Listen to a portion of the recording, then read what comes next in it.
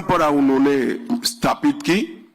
और फिर आता है हिंदी चादर नवम गुरु।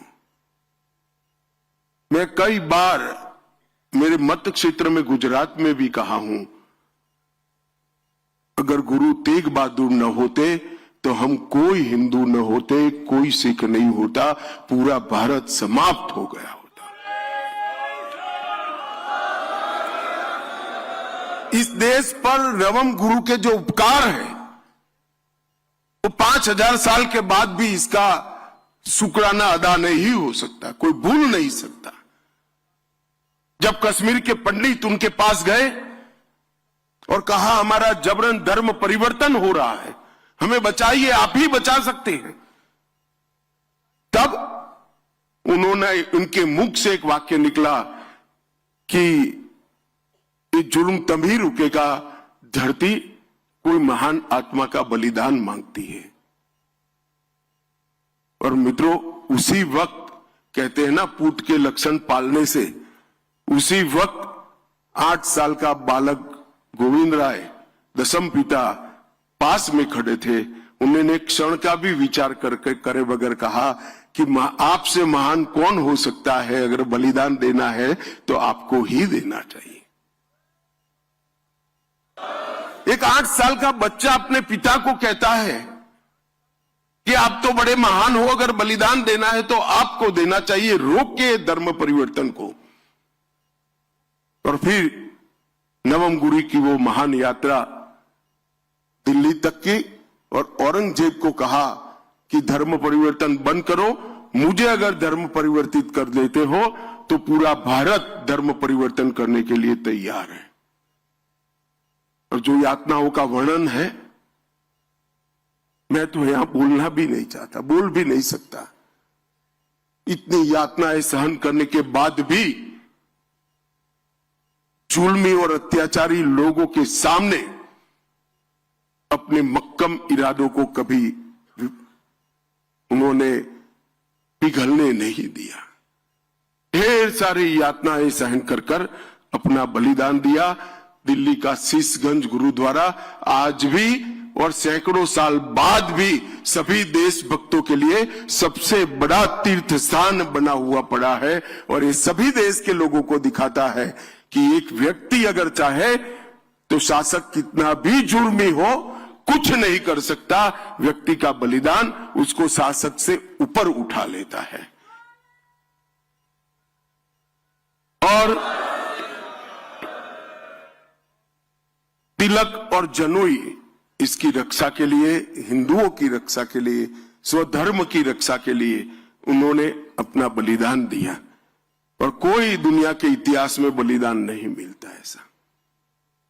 कई लोग लड़ते हैं, लड़ना चाहिए, लड़ते हैं, उसमें जय पराजय दोनों होता है, मगर आप जब जाकर कहकर जाते हो ऐसे जुर्मी शासक के सामने कि आप अगर मुझे धर्म परिवर्तित कर दोगे तो पूरा भारत धर्म परिवर्तित हो जाएगा। उनको मालूम था कितने अत्याचार होंगे और उनको डराने के लिए उनके साथियों पर भी अत्याचार किए गए, हिम्मत तोड़ने के लिए,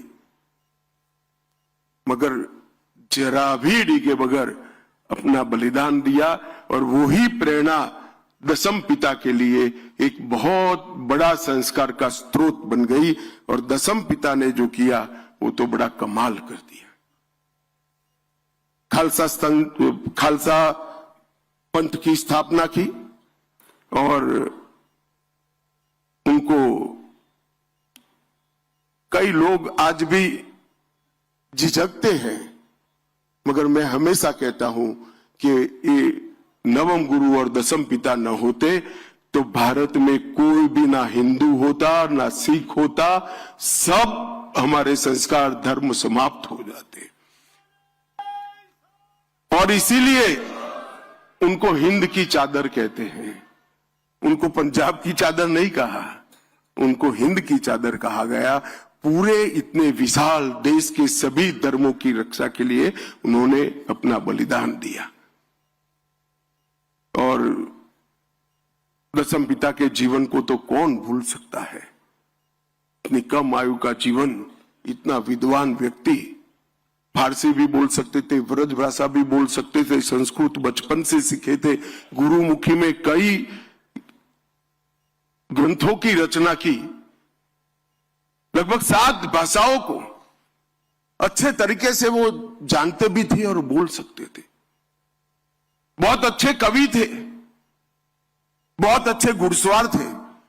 अभी एक युवा सिख बच्चा मेरा पगड़ी बांध रहा था, उसको मालूम नहीं होगा कि गुरु साहब पगड़ी बांधने की स्पर्धा करते थे और बड़ा इनाम देते थे उनको, जो अच्छी पगड़ी बांधते थे उनको। घुड़सवारी, तीरंदाजी और बहुत बड़ी आध्यात्मिक विरासत का वारस, इतना सब कभी भी ईश्वर एक व्यक्ति में नहीं भरता है। तभी भरता है जब ये युग पुरुष होना होता है। इसीलिए दशम पिता में सारी चीजें एक साथ फूट फूट कर भरी थी। वीरता और बलिदान 2 अलग गुण हैं। कई वीर होते हैं, इनमें बलिदान का गुण नहीं होता है। वीर होते हैं, दुनिया में सबसे बड़े वीर के वीर भी देखे गए हैं, मगर बलिदान का गुण नहीं होता है, समर्पण का गुण नहीं होता है। दशम पिता में वीरता भी थी और बलिदान भी थी। वो भी लड़े, कभी हार नहीं स्वीकार करी, मगर जब 2 बेटे चमकौर साहिब में लड़ने के लिए बाहर निकलने के लिए तैयार हुए, उन्होंने जरा भी दया माया दिखाए बगैर हंसते हंसते कहा, सब जा रहे हैं, तुझे भी जाना चाहिए। और वो भी कोई लड़ने की उम्र नहीं थी, मगर दोनों बेटे को, और युद्ध का परिणाम तो तय था। कच्ची घड़ी के अंदर बैठे थे, चारों ओर समंदर जैसी सेना थी, युद्ध में क्या परिणाम आना था? शहीदगी ही आनी थी। इतने विचक्षण योद्धा को ये मालूम नहीं था क्या? उसको मालूम था, मगर उसने कहा कि धर्म के लिए अगर बलिदान की जरूरत है तो मेरे घर से शुरुआत होनी चाहिए, मेरे साहबजादों ने शुरुआत करनी चाहिए। और दोनों साहबजादे वहां पर शहीद हो गए। हिमालय की तरह अड़िग रहकर लड़े। भूख, प्यास, भय, संख्या की विषमता, ये सब होने के बावजूद भी लड़े। और बाबा अजीत सिंह जी और बाबा जुझार सिंह जी 18 साल और 14 साल, 14 साल के बाबा जुझार सिंह जी जब गए तो मुगल भी दांतों में उंगली दबाकर देख गए कि किस मिट्टी से गुरु गोविंद सिंह जी बने हैं। अपने बेटे को, 14 साल के बेटे को यहां लड़ने भेज दिया। और मित्रों, ये बहुत बड़ी बलिदान के संस्कार को सालों तक आगे ले जाने वाला ये पल था। और जब दोनों बेटे जिंदा दीवार में चुन लिए गए और वो पिता के मन में कोई भाव नहीं होंगे ऐसा नहीं है, मगर उन्होंने